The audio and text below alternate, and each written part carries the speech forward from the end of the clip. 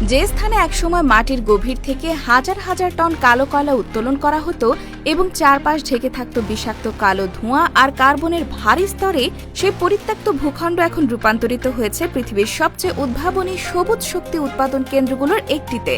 পরিবেশের জন্য অভিশাপ হয়ে দাঁড়ানো সেই বিশাল জলাশয়কে নতুন করে কাজে লাগানোর সিদ্ধান্ত নেন আধুনিক চীনা প্রকৌশলীরা। ভূমির ওপর সোলার পার্ক তৈরি করতে গেলে বিস্তীর্ণ কৃষিজমি ও বনাঞ্চল ধ্বংস করতে হয়, যা জনসংখ্যার চাপে ভুগতে থাকা যে কোনো দেশের জন্য এক কঠিন চ্যালেঞ্জ।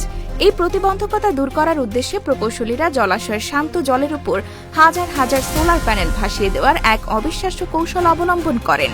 বিশেষ ধরনের প্লাস্টিক পল্টন ও জংরোধী অ্যালুমিনিয়াম ফ্রেম দিয়ে তৈরি মজবুত ভাসমান অবকাঠামো নির্মাণ করা হয়।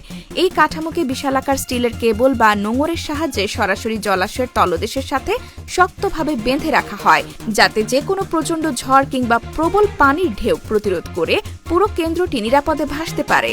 ভাসমান সৌরবিদ্যুৎ কেন্দ্র কেবল জমি বাঁচানোর সমাধান হিসেবে কাজ করে না, পাশাপাশি এটি প্রযুক্তিগত দিক থেকেও সাধারণ সোলার পার্কের চেয়ে বহুগুণে উচ্চ কার্যক্ষমতা সম্পন্ন।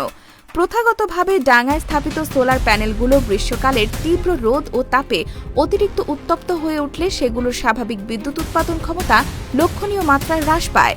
তবে এই ভাসমান কেন্দ্রে সোলার প্যানেলগুলোর ঠিক নিচেই অনবরত ঠান্ডা পানি প্রবাহিত হতে থাকার ফলে প্যানেলের ভেতরের তাপমাত্রা স্বাভাবিক সীমার মধ্যে নিয়ন্ত্রিত থাকে।